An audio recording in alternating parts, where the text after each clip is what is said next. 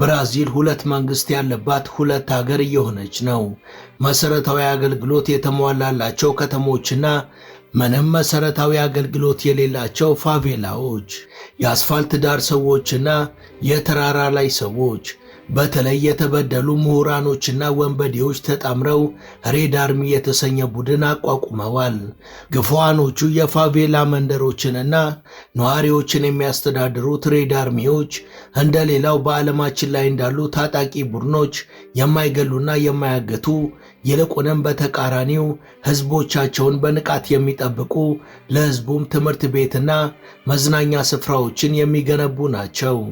አሁን ላይ በተለይ በሪዮ ዲ ጄኔሮ በመንግስትና በሬድ አርሚዎች መካከል ልዩነቱ ሰፍቷል፣ መካረሩ ብሷል። ሬድ አርሚዎች ከወትሮ በተለየ ጉልበታቸውም ጠንክሯል። ቀጣዩን ትንቅንቅ ማን በድል ይወጣል የሚለውም የበርካቶችን ትኩረት ስቧል። It's a concrete wilderness wedged between lush rainforest and a gorgeous beachfront.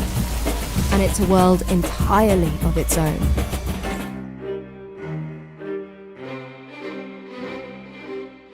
ሰላም ጤና ይስጥልን።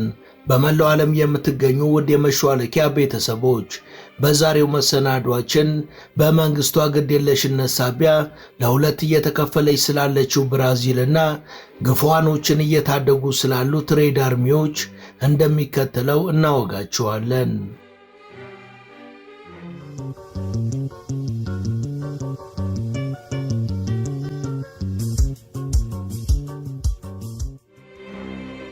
ብራዚል በዓለም ከምትታወቅባቸው በርካታ መልካም እሴቶች መካከል እጅግ ተወዳጅ የሆኑ የምንጊዜም ድንቅ የእግር ኳስ ኮከቦችና የድሮዎቹን ሌጋሲዎች ማስቀጠል የቻሉት የዘመኑ ኮከብ ተጫዋቾች ተጠቃሾች ናቸው። በዓለም ደረጃ የበርካቶችን ቀልብ በመሳብ ህዝቦች ከየአቅጣጫው የሚጎርፉበት በየዓመቱ የሚከበረው የካርኒቫል በዓልም ተጠቃሽ የብራዚል እሴት ነው። ካርኒቫሉ በየዓመቱ ለአንድ ሳምንት ያህል የሚከበር በሀገሪቷ መንግስት ወጪ የሚዘጋጅና ዜጎች በጎዳና ላይ በአንድነት በመውጣት በምግብና በመጠጥ እንዲሁም በተለያዩ ጭፈራዎችና ውዝዋዜዎች የሚያከብሩት የብራዚላውያንን ሰላም ወዳድነትና እንግዳ ተቀባይነት የሚያንጸባርቅ ክብረ በዓል ነው። ብራዚል ከዚህ በተጨማሪም በሳምባ ዳንስ፣ በውብ እንስቶቿና በቡና ምርቷ ትታወቃለች። በሌላ በኩል ብራዚል ከፍተኛ ዘረኝነት የነገሰባትም ናት። በብራዚል የባሪያ ጉልበት ብዝበዛ ተንሰራፍቶባቸው ከነበሩና ባሪያዎች ተሽጠው ከተጓዙባቸው ሀገራት መካከልም ግንባር ቀደሟ ናት። የሀገሪቷ ሁለተኛ ትልቋ ከተማ ግማሹን አካሏን የሚያስተዳድረውም የተደራጀ የዕፅ አዘዋዋሪ ቡድን ነው።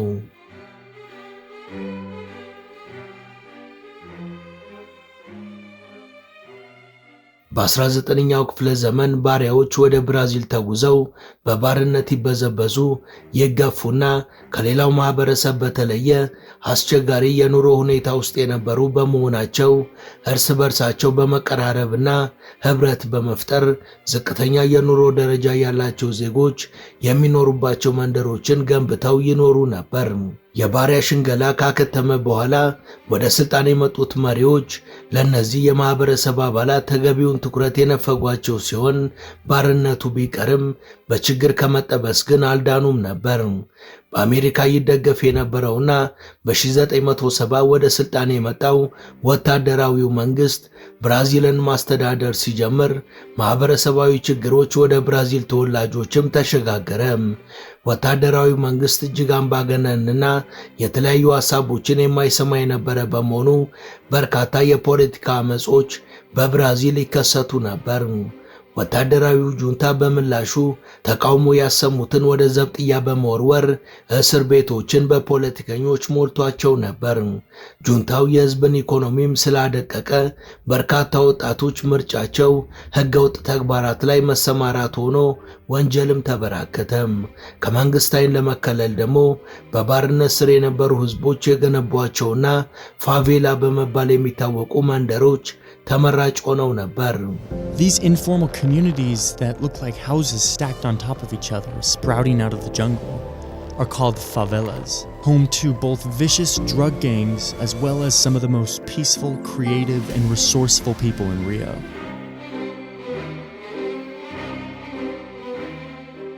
ብራዚልን ለ20 ዓመታት ረግጦ የገዛው ወታደራዊ መንግስት በርካታ ዜጎችን በፖለቲካ አቋማቸውም በወንጀልም ምክንያት እያሳበበ የገደለ ሲሆን የተቀሩትንም ወደ ወህኒ ቤት አጉሯል። መንግስት ፖለቲከኞችንና ተራ ወንጀለኞችን አንድ ላይ ያጉራቸው የነበረ በመሆኑም በሁለቱ መካከል የተፈጠረው መቀራረብ ወደ መመሳጠር አድጎ ኮማንዶ ቨርሜሊዮ ወይም ቀዩ ኮማንዶ የሚባለው ቡድን እንዲመሰረት አስችሏል። የሬድ ኮማንዶ የሚባለው ኃይል ወታደራዊ መንግስት የመታገል እንቅስቃሴውንም ሆነ ሌሎች ህገወጥ የሆኑ ተግባራትን በእስር ቤትም ሆነ ከእስር ቤት ውጪ ሲያከናውን የቆየ ሲሆን በርካታ አባላትንም መመልመል ችሎ ነበር። ወታደራዊ ጁንታው ስልጣን ላይ በቆየባቸው 40 ዓመታትም ኮማንዶ ቨርሚሊዮ ወይም ሲቪ በትንሹ 25000 ቋሚ አባላትን መልምሎ ማንቀሳቀስ ችሎ ነበር። ዋና ማሰማሪያውንና መደበቂያውን መንግስት ችላ ባላቸው እንዲሁም ትኩረት ተነፍጓቸው በነበሩ ፋቬላዎች ውስጥ አድርጎ ነበር። ወታደራዊ መንግስት ከተገረሰሰ በኋላ ደግሞ ሲቪሎች በትጥቅም በልምድም ከመደራጀታቸው በተጨማሪ በእጽ ዝውውር ንግድ ውስጥ ላይ መለሱ ገብተዋል። በርካታ ሀብት አስተዳድረውና የስምሪት ግዛታቸውንም አስፋፍተው የነበረ በመሆኑ በሪዮ ዲ ጄኔሮ የሚገኙ ፋቬላዎች ግዛታቸውን አድርገው ማስተዳደር ጀመሩ።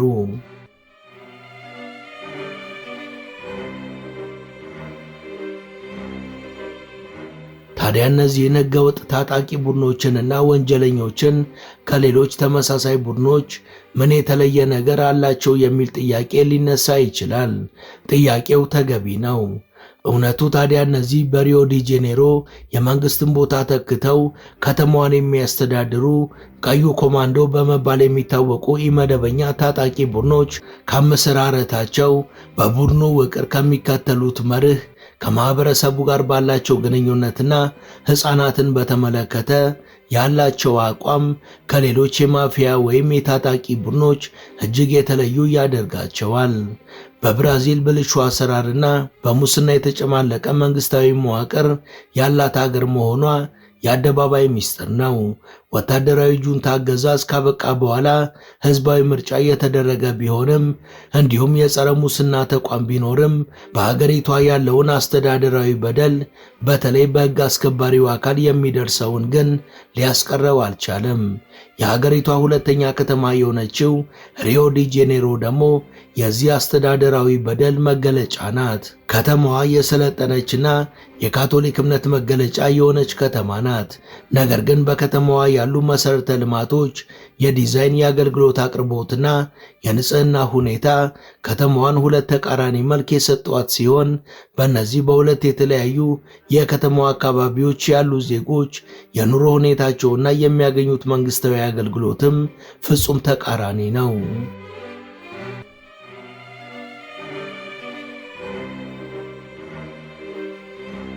ንጹህ በሆነው የተሟላ መሰረተ ልማትና መንግስታዊ አገልግሎቶች እንደ ልብ በሚገኙበት የከተማዋ ክፍል የሚኖሩ ሰዎች ፒፕል ኦፍ ዘ አስፋልት ተብለው የሚጠሩ ሲሆን በቆሸሸው መሰረተ ልማት ባልተሟላለትና የመንግስት ድጋፍ በተነፈገው አካባቢ ደግሞ የሚኖሩ ሰዎች ፒፕል ኦፍ ዘ ሂል ወይም የተራራ ሰዎች በመባል ይታወቃሉ።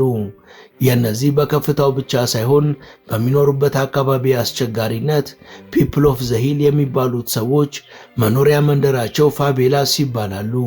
በእነዚህ ፋቬላዎች በተለያዩ አስተዳደራዊ በደሎች ወደ ወንጀል የገቡ ፈርጣማ ጉልበተኞች፣ በፖለቲካ አመለካከታቸው ዘብጥያ የወረዱ ምሁራን እንዲሁም አማጽያን እንዲጣመሩና ጠንካራውን ቀዩ ኮማንዶ የተባለ ኢመደበኛ ቡድንን እንዲፈጥሩ አድርጓል። በሪዮ ዲ ጄኔሮ በርካታ ፋቬላስ የሚገኙ ሲሆን ሁሉም በሚባል ሁኔታ በሲቪ አለቆች የሚተዳደሩ ናቸው። እነዚህ የቀይ ኮማንዶ አባላት የታጠቁና ግዛታቸውም ሆነ በውስጡ የሚኖሩ ሰላማዊ ሰዎችን ከከተማ ፖሊስና ከብራዚል ገዳይ ቡድን ሁሌም በተጠንቀቅ በመሆን ሲጠብቁ ይስተዋላሉ። ውድ የመሿለኪያ ቤተሰቦች ይህን ዘገባ እዚህ ድረስ ከተከታተላችሁት ቻናሉ የበለጠ እንዲያድግ አንድ ጊዜ ሰብስክራይብ እንድታደርጉ አስታውሰን ተረካችንን እንቀጥል። ቡድኑ አደንዛዥ ዕፅ የሚያዘዋውር ሲሆን የመሳሪያ ንግድና የገንዘብ ማዘዋወር ቢዝነስ ውስጥም ይንቀሳቀሳል። በመንደሮች ውስጥ ከደህንነት ጥበቃ በተጨማሪ የሕግ ማስከበር፣ የመሠረተ ልማት ግንባታና ሌሎች በተለምዶ መንግስታዊ አገልግሎት የሚባሉትንም አጠቃሎ ይከውናል። ፋቬላዎች የሪዮን 1/4ኛ ነዋሪ አቅፈው የያዙ እንደመሆናቸው ከቀዩ ኮማንዶ ውጪ የሆኑ ሰላማዊና እጅግ ታታሪ የህብረተሰብ ክፍሎች በቁጥር ከፍተኛ ናቸው። ከነዚህ ፋቬላዎች ውስጥ ትልቁ ሮቺኒሃ የሚባለው ሲሆን የረጅም ጊዜ ልፋት የሆነና በተገፉ ነዋሪዎቹ የተቆረቆረ በከተማ ውስጥ ያለ ሌላ ትልቅ ከተማ ነው።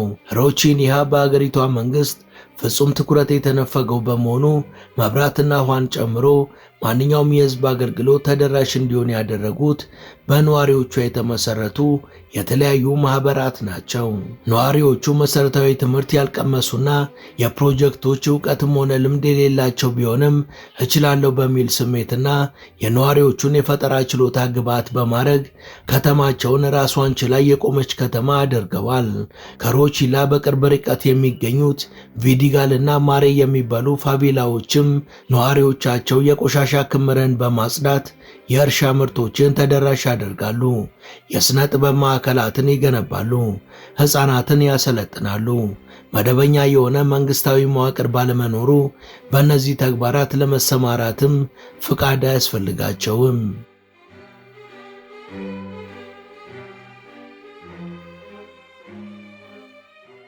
ከሮቺኒሃ ብዙም ሳይርቅ ኤሌማኦ የምትባል ሞቅ ያለች ከተማ የምትገኝ ሲሆን ቀዩ ኮማንዶ እንደ ፖለቲካ ድርጅት ከሚንቀሳቀስበት ወቅት ጀምሮ አሁን ላይ በዕፅ ዝውውር ሀብት እስካፈራበት ባለው ጊዜ ዋና መቀመጫው አድርጎ የመረጣት ቦታ ናት። የብራዚል መንግስት በፋቬላዎቹና በነዋሪዎቹ ላይ የሚያደርሰውን አድሎ በቀዩ ኮማንዶ ቡድኖችና እነሱ ፈጥረውታል ባለው ህገወጥነት ለማሳበብ የሚሞክር ሲሆን ከነዋሪዎቹ ዘንድ የሚሰማው ደግሞ የተገላቢጦሽ ነው።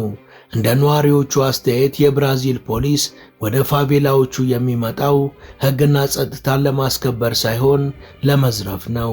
የቀዩ ኮማንዶ አባል እንዳልሆኑ እያወቁ ሰዎችን በገፍ ያስራሉ፣ ያልታጠቁ ሰዎችንም ይገላሉ ያሉ ሲሆን በ2008 ከአንድ ፋቬላ ነዋሪዎች ግማሹን ያሰሩ ሲሆን ከነዚህ ውስጥ 21ዱን ሜዳ ላይ ገለዋል ይላሉ። በተለይም ፒኦፒኤ የሚባለው የብራዚል ገዳይ ፖሊስ ቡድን በአንድ ጀንበር ንጋት በሰንሰለት ያሰራቸውን 13 ሰዎች ሜዳ ላይ ረሽኗቸው ነበር። የቀዩ ኮማንዶ ታጣቂዎች ህዝቡን ከፖሊስ የመጠበቁን ኃላፊነት የወሰዱትም እንደዚህ ያሉ ግፎች ከተከሰቱ በኋላ ነው ይላሉ ነዋሪዎቹ።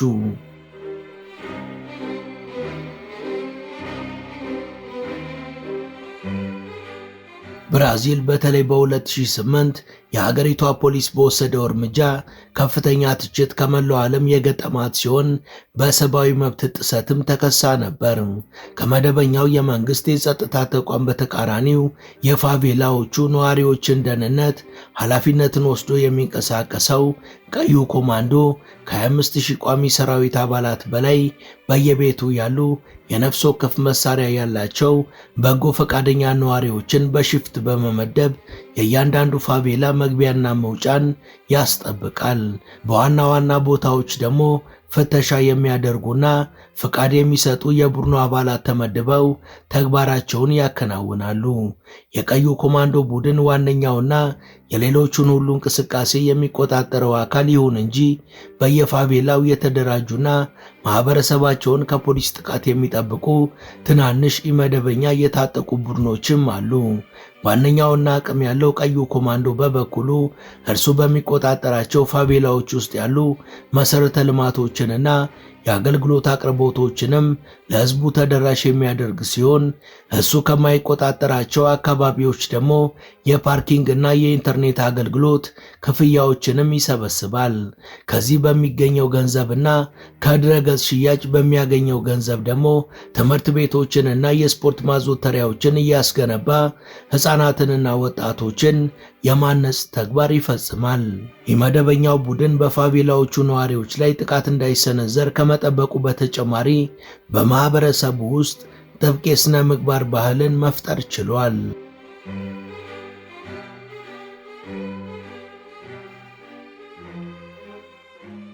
ቀዩ ኮማንዶ ከብራዚል ፖሊሶች በተቃራኒው ሌብነትን የሚጠየፍ ሲሆን በስርቆት የተወነጀለ ሰው የሚጠብቀው ቅጣትም እጅግ የከፋ ነው።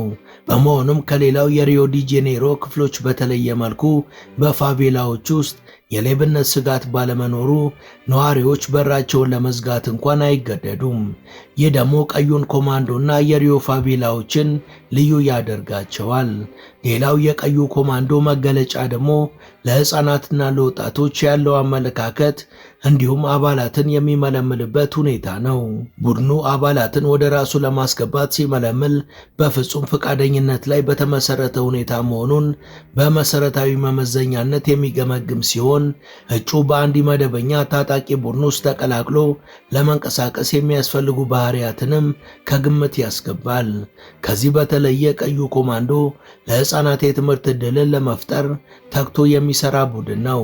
የብራዚል መንግስት በፋቬላ ለሚኖሩ ሕፃናት ዓለም አቀፋዊ መብት የሆነውን የአንደኛ ደረጃ ትምህርትን እንኳን ይማሩ ዘንድ ትምህርት ቤት የማይገነባና መምህራንን የማይመድብ በመሆኑ የቀዩ ኮማንዶ አለቆች ትምህርት ቤትና የስፖርት ማዘውተሪያዎችን በመገንባት ሕፃናት ቢያንስ በእነዚህ በሁለቱ ዘርፎች እንዲገለገሉ ማመቻቸታቸውን እንደዚሁም ደግሞ በነፃ የጂም ስልጠና አገልግሎት ለሕፃናት እንደሚሰጡ አንድ አሰልጣኝ ተናግሯል። አሰልጣኙ የኮማንዶ አባላት ጭምር ልጆቻቸው በትምህርት ነጋቸውን እንዲያሳምሩ ስለሚፈልጉ ወደሱ ለስልጠና እንደሚያመጧቸው ጠቅሷል። ከዚህ ባሻገር አንድ ራፐር የቀዩ ኮማንዶ አባላት በሙያው እንዲገፋበት እንደሚያበረታቱትና በሱም ሆነ በማህበረሰቡ ውስጥ የኔነት ስሜት መፍጠር መቻላቸውን ገልጿል። ነገር ግን በአካባቢያቸው የፖሊስ ኃይል ከተከሰተ ሁልጊዜም ሁከትና ዝርፊያ አለ። በሚኖረው የተኩስ ልውውጥ ደግሞ በርካታ ንጹሃን በተባራሪ ጥይት ሕይወታቸውን አጥተዋል ሲል ገልጿል።